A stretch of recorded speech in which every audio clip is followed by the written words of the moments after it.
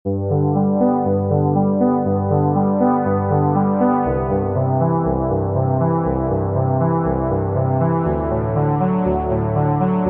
लोग देख ही रहे हैं कि अब कोरोना के पूरे पीरियड में ऑनलाइन एजुकेशन को जो है एक मेन अल्टरनेटिव के रूप में सारा यूजीसी भी ले रहा है, और धीरे धीरे वो हाँ, केवल कॉलेजों में ही नहीं, स्कूलों में भी इसको कंटिन्यू किया जा रहा है।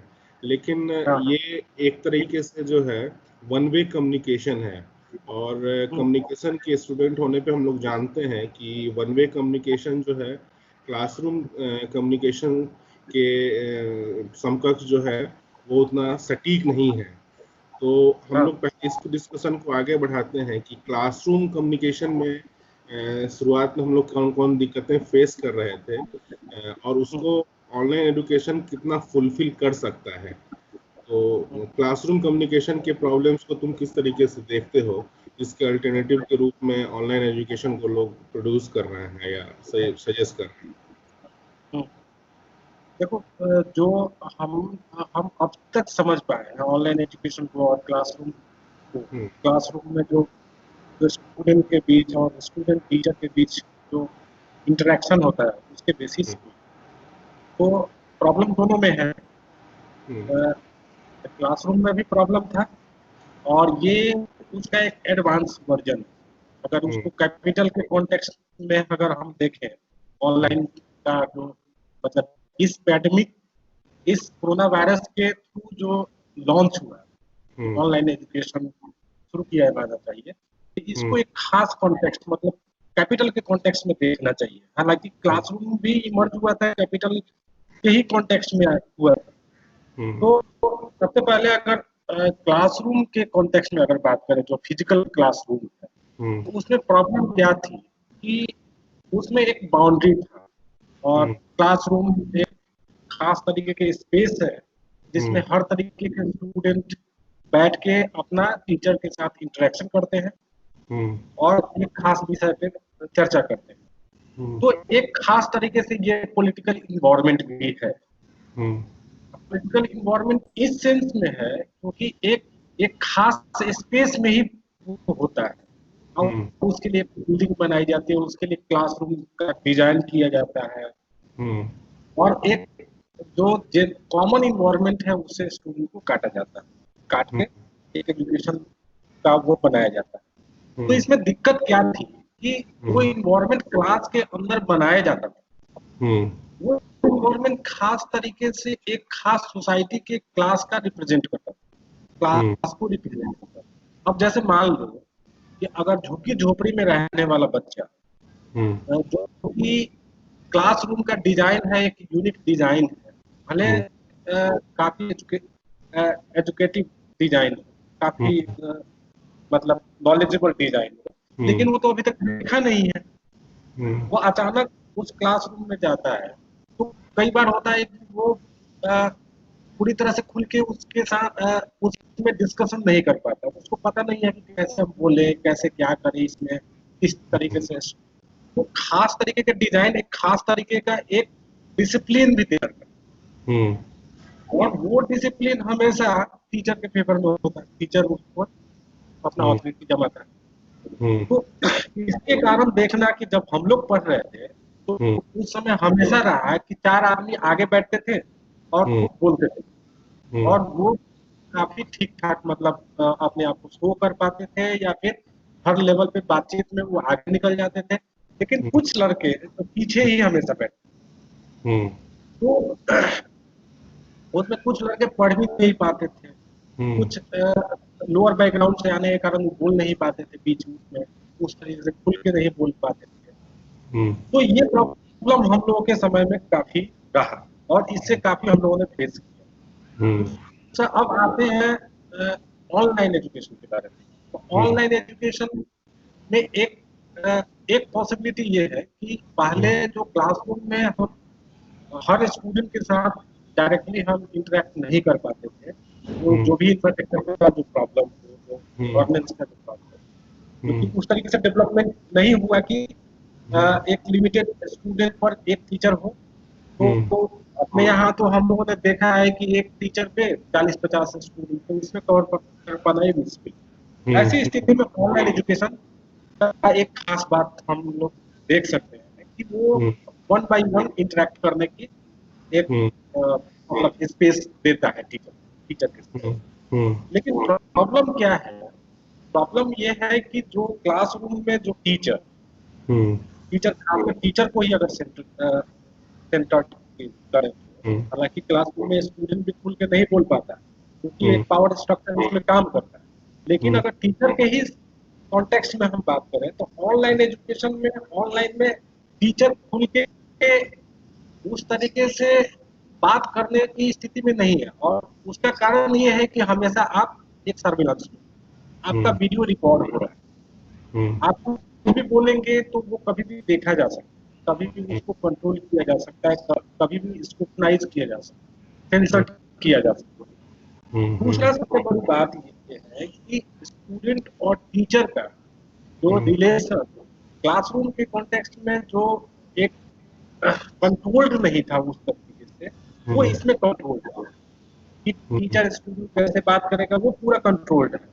एक हम्म मोनोपोली जो है मॉडर्न कम्युनिकेशन का जो इक्विपमेंट जो अपनी मोनोपोली जो हम्म स्टैब्लिश करता है उसके ऑनलाइन में वो ये पॉसिबिलिटी ज़्यादा है, और उसके थ्रू टीचर स्टूडेंट का रिलेशन और डिस्कशन पूरी तरह से कंट्रोल्ड है। आप हम्म कभी देख सकते हैं, उसको रिकॉर्ड कर सकते हैं। हम्म दूसरी बात की सबसे बड़ी ये क्राइसिस इंडिया के कॉन्टेक्स्ट में अगर ये है कि आज के डेट में दो तीन चीजें तो बहुत मुश्किल है कि इंटरनेट का नहीं, कनेक्शन हर जगह नहीं। इस पे हम पहले रोकेंगे। इस बात पे आगे बढ़ने से हाँ। पहले हम इस सवाल को लेना चाहेंगे कि हम्म, क्लासरूम कम्युनिकेशन का जो पूरा स्ट्रक्चर था, हाँ, वो टीचर के लेवल पे क्या स्ट्रक्चर में दिक्कत था और स्टूडेंट के लेवल पे क्या दिक्कतें थी, ठीक है। अगर मान लो कि हाँ, टीचर एक क्लास में 40 स्टूडेंट को डील कर रहा है, तो टीचर हम्म, क्यों नहीं बैक बेंचर स्टूडेंट के साथ डील कर पा रहा था, या फिर बैक बेंचर स्टूडेंट्स टीचर के हम्म, साथ वो कम्युनिकेशन वे क्यों नहीं स्थापित कर पा रहे थे। इसके कारणों पे अगर हम जानना चाहें तो इसके कारण हम्म, क्या क्या, हम अगर पॉइंट वाइज देखना चाहें तो टीचरों के समय से क्या प्रॉब्लम है और स्टूडेंट की तरफ से क्या प्रॉब्लम था। हाँ। देखो, इस पे जो हमने एक पेपर भी इस पे लिखा हुआ था, हम्म खासकर कॉमिक के संदर्भ में लिखा था हालांकि। हम्म लेकिन जो अगर इस पे गहराई से देखें तो इस हम्म पे दो तीन प्रॉब्लम सामने आती है, जो हम्म कि मतलब वो एक तो कल्चर का प्रॉब्लम, एक हम्म तो डिफरेंस सोसाइटी में, जैसे हम्म कास्ट का डिफरेंस, क्लास हम्म का डिफरेंस, हम्म जेंडर का डिफरेंस, हम्म ये डिफरेंसेस वो क्लास में आता है। हम्म जैसे मान लो कि एकदम लोअर कम्युनिटी का है, तो वो हम्म अपने लोअर कम्युनिटी इकोनॉमिकली लोअर है, हम्म पुअर है, तो बहुत हम्म सारी चीजों के साथ अवगत नहीं है, और हम्म क्लासरूम में अचानक से उसको आप ले जाते हैं। हम्म जैसे जैसे इंडिया में हम देखें, हमारे गांव में भी ऐसे बहुत हम्म सारे गांव में भी ऐसे मिलेंगे हम्म कि मतलब टीचर टीचर का जो ड्रेस ड्रेस हम्म ड्रेस है, और हम्म बैठने का स्टाइल, हम्म बात करने का स्टाइल जो कल्चरली हम मैनिपुलेट करते हैं, जो हमेशा हम्म कहते हैं कि टीचर जैसा दिखता है, वो हम्म टीचर का गरीब कम्युनिटी में हम्म उस तरीके के लोग आते हैं जाते हैं उसके घर पे, उस हम्म तरीके के लोग बहुत कम आते हैं। या फिर हम्म मान लो कि सपोज आज के डेट में तो बाइक भी उपलब्ध अवेलेबल है, लेकिन हम्म हम जब थे तो बाइक से आने वाले हमारे घर में बहुत कम संख्या थी। तो हम्म बाइक आती थी तो हमको लगता था कि बहुत बड़ा आदमी है।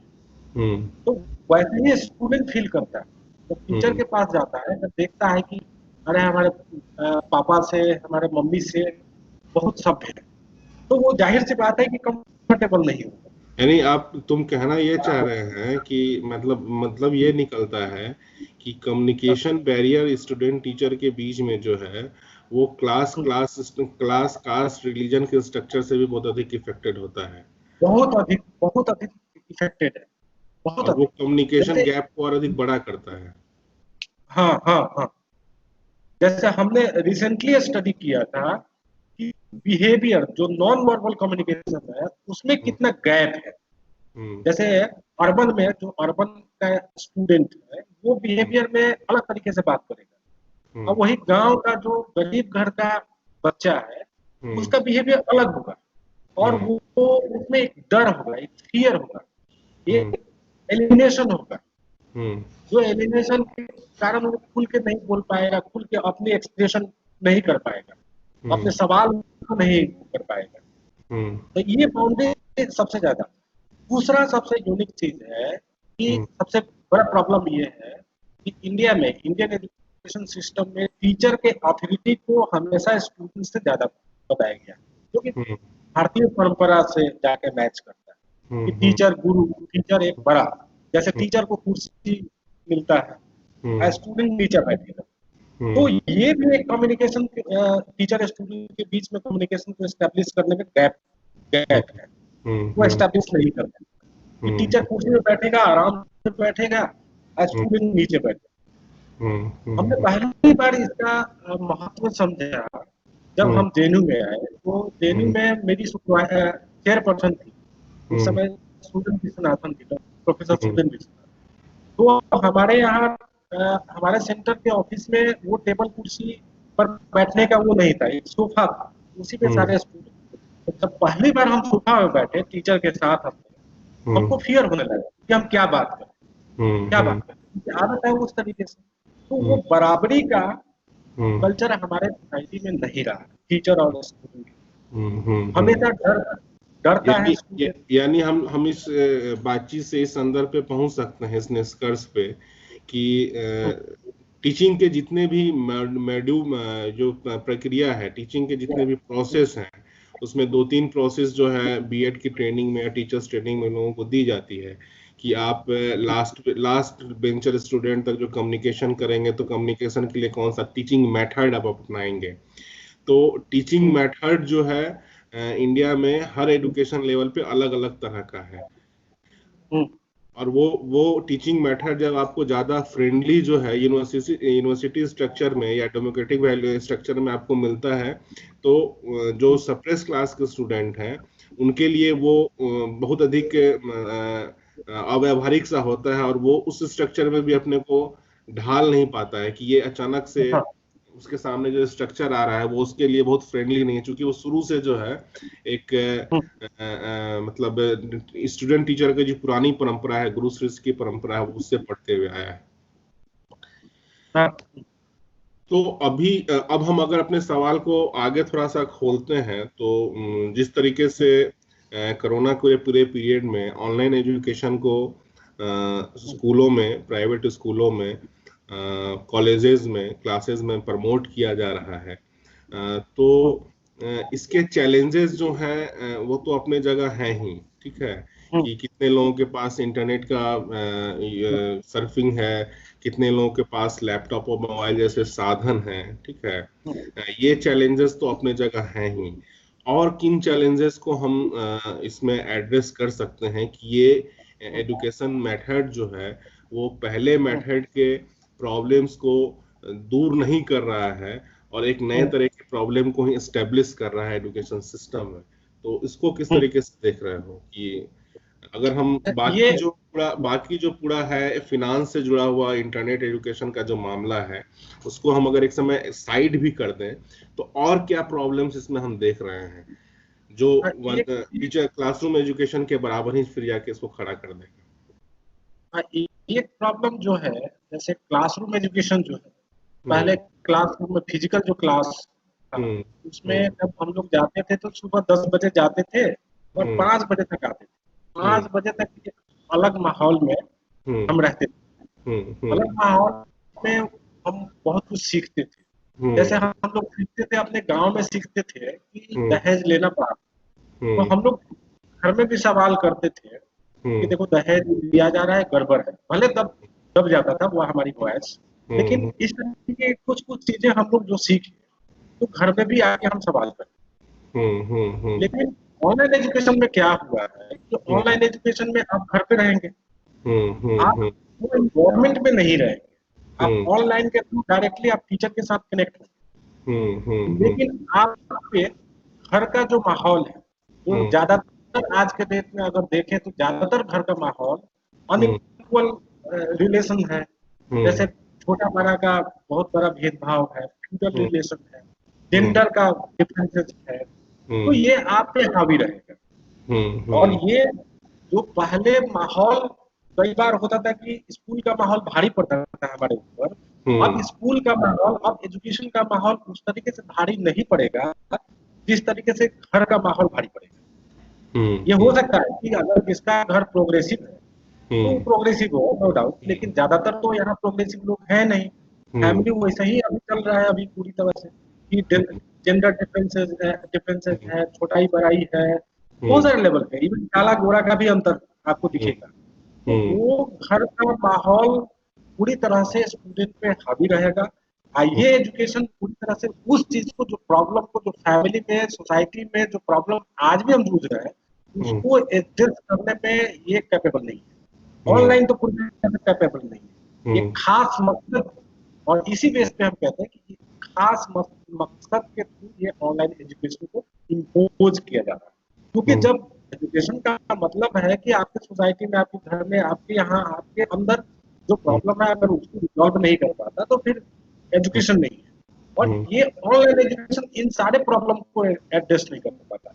कास्ट के प्रॉब्लम को एड्रेस नहीं कर पाता, टीचर स्टूडेंट में डिफरेंसेस है उसको एड्रेस नहीं कर पाता है, रिलीजन का जो रिलीजियस जो माइंडसेट जिसके बेसिस पे अनइक्वालिटी एग्जिस्ट करता है उसको रिजॉल्व नहीं कर पाता। दूसरा कि जो फैमिली और सोसाइटी का जो माहौल है उसको भी कम नहीं कर पाता। तो फिर इसलिए ऑनलाइन, इसका सीधा सा मतलब है कि इसमें जो खर्च कम आए और एजुकेशन को ज्यादा से ज्यादा कारपोरेटाइज किया जा सकते, ज्यादा से ज्यादा सर्विलांस में लाया जा सकते, अब कंट्रोल्ड किया जा सकता। इस सवाल से पहले हम उधर आएंगे कि जो लोग ऑनलाइन एजुकेशन को एवेल कर सकते हैं, जिनके पास सुविधा है, जो लैपटॉप और मोबाइल या इंटरनेट से संपन्न क्लास है, वो जो सोसाइटी इस एजुकेशन को एफर्ड कर सकती है, उनके पास पैसा वैसा सब कुछ है, उस सोसाइटी में ये एजुकेशन किस तरीके से चैलेंजिंग है? क्योंकि उस सोसाइटी के भी तो अपने अपने प्रॉब्लम्स हैं। उस सोसाइटी में जो स्टूडेंट है, जो ऑनलाइन के एजुकेशन से बेनिफिट्स को देख रहा है, ठीक है, उसके अपने प्रॉब्लम किस किस तरीके से तुम देख रहे हो कि उनके अपने प्रॉब्लम्स क्या क्या निखर के सामने, खुल के सामने आने चाहिए, जो नहीं आ रहे हैं इस 3 महीने के दौरान? जो सोसाइटी इस पूरे इसको एक्सेस कर पा रहा है, उसके साथ भी तो अपने चैलेंजेस धीरे धीरे सामने आ ही रहे होंगे उस। जैसे देखो, मिडिल क्लास जो ज्यादातर अर्बन मिडिल क्लास, ये खास तरीके के कल्चर और एक खास तरीके के माहौल की तरह है। तो उसमें क्या है कि फिजिकल एजुकेशन जो क्लासरूम था, इसमें वहां से बच्चे आके एक ब्रॉडर सोसाइटी से आने वाले बच्चों के साथ इंटरेक्ट करते और उस तरीके से अपने वैल्यू को, अपने कल्चर, अपने देखने के नजरिया को चेंज करते। आज ये ऑनलाइन एजुकेशन जो आ रहा है, इसके थ्रू ये चीजें नहीं हो पाएंगी। जैसे बहुत सारे मिडिल क्लास में के लोग जो आए, अभी भी हैं, जो पूरे सोसाइटी को लेकर सेंसिबल है। ऐसा नहीं कह सकते कि नहीं सेंसिबल है। जैसे हम तुम भी हैं और भी सारे लोग हैं जो पूरे सोसाइटी में क्या हो रहा है, क्या नहीं होना चाहिए, उसको लेकर सेंसिबल है। तो उसका कारण यही है कि उनका इंटरेक्शन हमेशा ब्रॉडर सोसाइटी के साथ क्लासरूम के एजुकेशन के थ्रू हुआ है, तभी जाके वो सेंसिटिविटी उनके अंदर आ पाई है। अगर ये एजुकेशन नहीं कर पाता, ऑनलाइन एजुकेशन में तो वो पॉसिबिलिटी नहीं है कि आप दूसरे स्टूडेंट से, आप दूसरे स्टेट के, दूसरे रिलीजन के, दूसरे कल्चर के स्टूडेंट के साथ आप खेल सके, बात कर सके, इंटरेक्शन कर सके, हर इशू पे बात कर सके, तो पॉसिबिलिटी है नहीं। फिर डायरेक्ट आप टीचर से बात कर सकते हैं और कुछ आप अपने जानने वाले हैं उनसे बात कर सकते हैं। तो वो कहने का मतलब कि मिडिल क्लास का जो एक संकुचित दायरा है, वो इस माध्यम से टूटेगा नहीं। अब वो टूटना जरूरी है। तो मिडिल क्लास के अंदर जो इनइक्वालिटी है, मिडिल क्लास के अंदर जो इनइक्वालिटी है, वो इस एजुकेशन के लिए चैलेंजिंग होगा जेंडर पॉइंट ऑफ व्यू से। हाँ, जेंडर पॉइंट ऑफ व्यू से बड़ा इसमें विमेन का जाहिर सी बात है, पूरे एक क्रॉस क्लास सपरेशन, मतलब उस तरीके से बराबरी नहीं है। विमेन हर जगह शोषित है, तो वो शोषित है तो जाहिर सी बात है कि ऑनलाइन एजुकेशन को उसको एक्सटेंड करेगा, वो उसको एडजस्ट नहीं करेगा, उसको बढ़ाएगा। क्योंकि हम्म बहुत सारे लेवल पे जैसे जेएनयू का ही अगर ले तो जेएनयू अच्छा उदाहरण है। हम्म इसमें हर तरीके के लोग आते हैं, हर क्लास कास्ट के लोग आते हैं और एक दूसरे से इंटरेक्ट करते हैं और इंटरेक्शन के थ्रू ही डेमोक्रेटाइजेशन होता है। वो हम्म डेमोक्रेटाइजेशन पूरी तरह से डेप्थ हम्म जेएनयू का एजुकेट खास कैरेक्टर डेमोक्रेटाइजेशन ही है, जिसके बेसिस पे हर हर स्टूडेंट यहाँ एक खास तरीके से, एक अलग तरीके से देखने को मिलता है जेएनयू में। तो वो केवल वो टीचरों के चलते नहीं, ये यहाँ के माहौल, स्टूडेंट के बीच में माहौल, स्टूडेंट और स्टूडेंट का इंटरेक्शन, तो ये पूरी तरह से खत्म ऑनलाइन एजुकेशन। अगर ये खत्म हो जाएगा तो केवल और केवल आप पाठ पढ़े, कुछ किताब पढ़ ले, टीचर पढ़ा दिया, आपने सुन लिया, बस एजुकेशन का मतलब इतना ही। तो जैसे हाँ, अभी जो 3 महीने का ऑनलाइन एजुकेशन का ट्रायल चला है, हाँ, इसमें कई कई टीचरों का जो यूनिवर्सिटी लेवल पे और स्कूल लेवल पे ऑनलाइन एजुकेशन दे रहे हैं, उन लोगों का हाँ, कहना है कि इस ऑनलाइन एजुकेशन में जेंडर पर्सपेक्टिव से लड़कियों का पार्टिसिपेशन बहुत सीरियसली उन्होंने देखा है। खासकर उन लड़कियों का जो क्लासरूम कम्युनिकेशन में बैक बेंचर्स थी और क्लासरूम स्ट्रक्चर में जो हायरार्की है उसके कारण हिस्सा नहीं ले पाती थी। वो लड़कियां जो हैं क्लास के वीडियो सुनती हैं, क्लास के ऑडियो सुनती हैं और पार्टिसिपेट कर पाती हैं, ठीक है। तो उन लड़कियों के लिए जहां एक तरीके से ये बेनिफिट है कि वो कम्युनिकेशन टीचर के साथ कर पा रही हैं, बाकी चैलेंजेस क्या देखते हो उन लड़कियों के लिए, और बाकी चैलेंजेस क्या हैं? अभी तो उनको ये लग रहा है कि उनके लिए बहुत अच्छा मीडियम, वो टीचर के साथ वन वे कम्युनिकेशन से अपना डेवलपमेंट देख रही हैं, पर वो सोसाइटी में उनके साथ जो बाकी प्रॉब्लम्स हैं उससे वो कितना इंटरेक्ट हो पाएंगी और वो उसके लिए कितना हेल्पफुल होगा नहीं होगा, इसके बारे में क्या सोचते हो? देखो एक चीज ये भी है कि ऑनलाइन एजुकेशन में लड़कियों का पार्टिसिपेशन बढ़ा है, तो इसका हम्म मतलब ये भी है कि आज भी दिल्ली में बहुत सारे ऐसे फैमिली हैं हम्म जहाँ लड़कियों को, जैसे क्राइम का रेट बढ़ा है दिल्ली में, तो क्राइम है ही, ये सब हम्म लोग जानता है। हम्म तो लड़कियों को क्राइम का रेट बढ़ा है, या और दूसरा कि एक जो मतलब लड़कियों का खुल के बाहर आना, खुल के हर चीजों पर बात करना, ये हम्म भी एक फैमिली के अथॉरिटी को चैलेंज किया। हम्म हम्म तो वो हम्म नहीं चाहते थे कि वो हम्म क्लास में जाए, वो हम्म जाके वहां पढ़े और उनका दूसरे लड़के से बातचीत हो, हम्म इस तरीके से वो नहीं चाहते। तो हम्म वो बहुत सारे फैमिली आपको दिल्ली में मिलेंगे, दिल्ली में, दिल्ली से बाहर भी मिलेंगे, हम्म जो प्रेफर नहीं करते कि कॉलेज में जाए, खासकर लोअर कम्युनिटी का जो दिल्ली में है, हम्म स्कूल में जाए, वहाँ मौज मस्ती करे, पढ़ाई के नाम पे ये करे वो करे, तो वो ज्यादा प्रेफर करेंगे कि ऑनलाइन एजुकेशन में पार्टिसिपेट करें, क्योंकि उनका सारा चीज वो डर नहीं है। हम्म तो इसलिए भी पार्टिसिपेशन लड़कियों का ज्यादा बढ़ा है। वो कहने का मतलब कि वो प्रॉब्लम जो है जड़ में है, उसको कहाँ डिजर्व कर रहा है, इसको बिल्कुल डिजर्व बिल्कुल। नहीं कर रहे। हाँ, हम्म ये खासकर हमने इग्नू के क्लास में क्लास ले रहे थे हम, तो इग्नू में हमने देखा कि वो हम्म महिलाएं, जैसे जैसे बच्चे बच्चे हम्म हो गए, हम्म जिसकी शादी हो गई है, तो वो हम्म शादी हो जाने के बाद तो बहुत ही कंट्रोल है, बिना हम्म पति के परमिशन तो नहीं जा सकते क्लास, बिना हम्म उस, तो वो ऑनलाइन आ रही है, ऑनलाइन वो बात कर सकते हैं। हम्म जबकि सवाल ये है कि आप उसको तोड़िए और एक फैमिली को डेमोक्रेटाइज करिए, ताकि वो भी आ सके, इक्वली वो पार्टिसिपेट कर सके हर तरीके से, हर पब्लिक स्पेसेस पे, हर जगह से। तो ये ना करके आप ऑनलाइन कर रहे हैं कि वहीं पे संकुचित में आप, हम्म संकुचित एक दायरे में बैठे रहे, एक फैमिली का जो डोमिनेंट स्ट्रक्चर है उसी के अंदर रहे और अपना पढ़ाई भी करे, सब करे, तो ये यानी पॉसिबल नहीं यानी हम है। लोग इसको इस तरीके दे सकते हैं कि ये जेंडर पर्सपेक्टिव से पब्लिक हाँ, स्पेस को रिक्लेम करने का जो चैलेंज है वुमेन का, उसको कहीं ना कहीं हाँ, सीमित कर देगा। हाँ, सीमित करेंगे। तमाम पब्लिक स्फीयर से महिलाओं को काट देगा और महिलाओं का अपीयरेंस वहां पे कम हो जाएगा और वो सोशल चैलेंजेस को हाँ, सोसाइटी में रह के नहीं समझ पाएंगी। जो रियल हाँ, चैलेंजेस हैं वो उससे दूर हो जाएंगी और वो घर के दायरे में ही फिर से सीमित के रह जाएंगी। हाँ, हाँ। एक अच्छा उदाहरण इसमें फैमिली वीमेन के कॉन्टेक्स्ट में हम देंगे। कि जैसे गांव में पहले क्या था कि लैट्रिन बाथरूम नहीं था, हम्म तो इवन हर कास्ट क्लास की औरतें बाहर जाके हम्म लैट्रिन बाथरूम करती। हम्म लेकिन गांव में जहां अभी मॉडर्निटी पहुंचा नहीं है, वहां हम्म हुआ क्या कि जैसे लैट्रिन बाथरूम हो गया, हम्म सारे घर में बनाने हम्म का एक फैशन, हम्म उसमें क्या हुआ कि महिलाएं जो शाम को सुबह में निकलती थी वो भी निकलना बंद।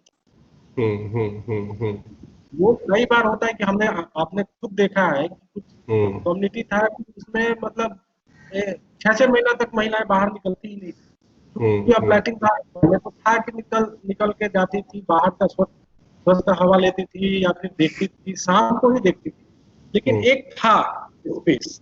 अब हम्म इसमें वो स्पेस ही नहीं बचा। वो सेम हुआ है, ऑनलाइन एजुकेशन भी वही कर रहा है कि आप पढ़ हम्म तो सकती हैं, लेकिन हम्म एक लिमिटेड स्पेस में ही आप पढ़ सकते हैं। तो ये वुमेन का जो पब्लिक स्पेस में अपीयरेंस कम होगा, तो वुमेन हाँ, को लेके जितनी सामाजिक कुंठाएं हैं, जितने पूर्वाग्रह हैं, वो सोसाइटी के हाँ, बीच में तो और अधिक बढ़ेंगे। हाँ, वो बढ़ेंगे और अधिक बढ़ेंगे। हो सकता है कि जो पूरा जो लड़कियां हैं, जो हम्म आज का नया जनरेशन हम्म अलग तरीके से क्लेम करे, वो हम्म वो इसके अपोज करते हुए अलग तरीके से क्लेम के करे और अलग टेंडेंसी भी उभर के आए, ये पॉसिबल है। क्योंकि हम्म हमेशा इस तरीके की जब चीजें हुई है तो अलग अलग टेंडेंसी सोसाइटी में उभर के आई। तो हम्म इस बार भी अभी भी इसके बाद भी ऑनलाइन एजुकेशन आने के बाद भी हो सकता है कि उभर के आए, वो हम्म दूसरे तरीके से बाहर निकले। हम्म। हाँ, लेकिन ऑनलाइन एजुकेशन वो चीजें नहीं दे रहा है। तो अभी अभी ऑनलाइन एजुकेशन को लेके इंडिया में जो ये कोरोना पीरियड में शुरू हुआ है, तो और उसके जो पूरे डायनामिक्स हैं उसको लेके कोई स्टडी या फिर कोई बेहतर पेपर तुमने पढ़ा है, और उसमें क्या कुछ तुमको देखने को मिला है, ऐसा कुछ? देखो, इसमें बहुत सारे ऑनलाइन एजुकेशन को लेकर उस तरीके से स्कॉलरली राइटिंग अभी पूरी तरह से आ नहीं रहा है। लेकिन हम्म पहले कम्युनिकेशन ऑनलाइन मीडियम के हम्म बेसिस पे बहुत सारे लोगों ने लिखा, और हम्म उन्होंने लिखा है। जैसे हम्म अमेरिकन बहुत सारा स्कॉलर है, हम्म जैसे तुम ये क्या नाम, मैक्चिस्टी एक राइटर है, हम्म अमेरिकन राइटर है। हम्म उन्होंने भी ऑनलाइन एजुकेशन को, उसके मिलिबैंड ने भी इंटरनेट पर लिखा। हम्म तो ये सारे लोग वही चीज को आइडेंटिफाई करते हम्म हैं कि एज इसका प्रॉब्लम के रूप में कि हम्म इंटरनेट एक सर्विलेंस का एकदम पूरी तरह से सर्विलेंस का मीडिया, और हम्म दूसरा ये है कि काफी कंट्रोल, हाईली मैकेनाइज्ड मीडियम। इसको हर लेवल पे हम कंट्रोल कर सकते हैं कि जिस तरीके से चाहे तो हम यूज कर सकते हैं, और हम्म जिस तरीके से चाहे तो हम इसको और आगे अब मतलब ये पूरी तरह से कारपोरेट कंट्रोल है, जबकि हम्म पहले क्लासरूम का उस तरीके से कंट्रोल नहीं था। अच्छा, एजुकेशन के साथ साथ हाँ, रिसर्च में तुम ऑनलाइन एजुकेशन का क्या चैलेंज देखते हो? क्योंकि ऑनलाइन एजुकेशन कहीं ना कहीं रिसर्चर को भी बहुत अधिक इफेक्ट करेगा। ये सही है कि गूगल के आ जाने के बाद गूगल बहुत सपोर्टिव रहा है रिसर्च को, अधिक चीज़ों को एक्सेस करने में, ठीक है। हम लोग बिना लाइब्रेरी जाए हुए डिजिटल लाइब्रेरी में बहुत कुछ एक्सेस कर सकते हैं, जो पहले नहीं हो पाता था। हाँ, रिसर्च को इंटरनेट ने बहुत अधिक क्या कहते हैं सुविधाएं दी हैं।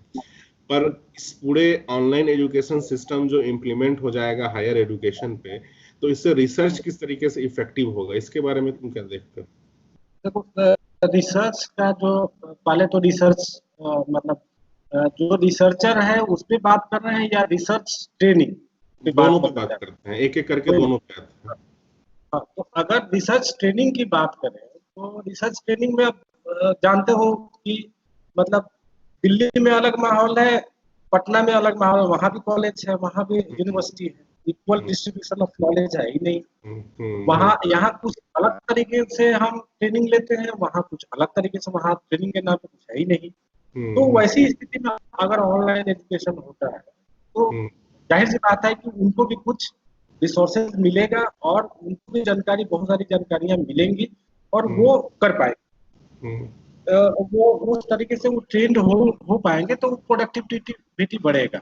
लेकिन अलग डायमेंशन ये है कि खास तरीके का रिसर्च में आता कौन है, एक खास कम्युनिटी ही आता है, सब लोग आता नहीं है। तो उनके लिए एक सपोर्टिंग सिस्टम के रूप में काम करेगा, मेन लीड फोर्स के रूप में नहीं काम करेगा। एक सपोर्टिंग, जैसे हम ही है, हम रिसर्चर हैं, हम दिल्ली में रहते हैं, तो हम बहुत सारा लेक्चर नहीं सुन पाते अमेरिका से, ब्रिटेन से और सारे जगहों का लेक्चर हम नहीं सुन पाते, या फिर इंडिया में ही बड़ा स्कॉलर है उसका हम लेक्चर नहीं सुन पाते जो दिल्ली में नहीं है, तो उसको वीडियो के थ्रू हम ढूंढ लेंगे, उसके साथ इंटरेक्ट कर लेंगे, उसका इंटरव्यू जैसे हम लोग कर रहे हैं ये कर लेंगे, तो हम लोगों के लिए तो बेनिफिशियल है।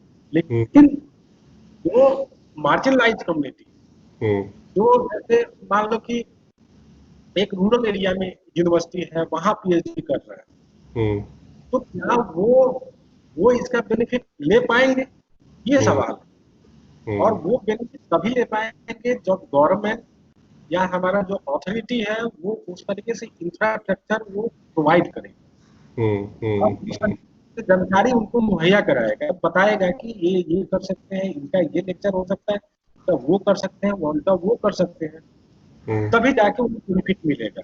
नहीं तो अभी जो छोटे जगहों पर जो रिसर्चर है, ऑनलाइन तो बहुत सारी चीजें अवेलेबल है, लेकिन कहाँ एक्सेस कर पाते, इंटरनेट होते हुए भी एक्सेस नहीं कर पाते, क्योंकि उनको जानकारी नहीं है, उनको उस तरीके से पता ही नहीं है कि ये भी चीज हो सकता है, वो भी चीज हो सकता है। तो ऑनलाइन अगर ये हो रहा है तो उनको सबसे ज्यादा उनको ट्रेनिंग देने की जरूरत है कि क्या क्या हम कर सकते हैं, इसीलिए हम कह रहे हैं कि मेन नहीं हो सकता, ये सपोर्टिंग सिस्टम हो सकता है, एक सपोर्टिंग सिस्टम के तौर पे ही काम कर सकता है रिसर्चर के लिए भी, और रिसर्च हम लोग भी।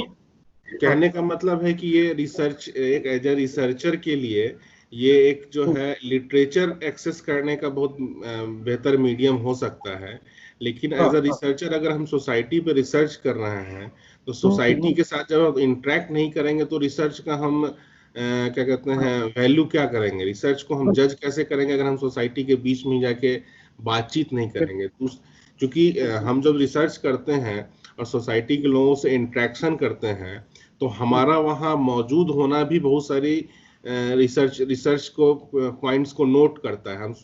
हम जो है जिससे सवाल कर रहे हैं उसका बॉडी लैंग्वेज, उससे बात वो हम किस तरह के बात कर रहे हैं, ये सब चीजों को भी नोट करते हैं। उस मीडियम को ज्यादा इजी ऑनलाइन मेथड नहीं कर सकता है। हमको लिटरेचर बहुत सारा अवेलेबल करा देगा, लेकिन एज अ रिसर्चर हमको सोसाइटी से दूर कर देगा। हाँ बिल्कुल बिल्कुल, जबकि रिसर्च का मतलब है कि आप सोसाइटी से एकदम कनेक्ट हो रहे हैं, और तभी जाके आप कुछ चीजों को आप ला पाएंगे, या नहीं ला पाएंगे।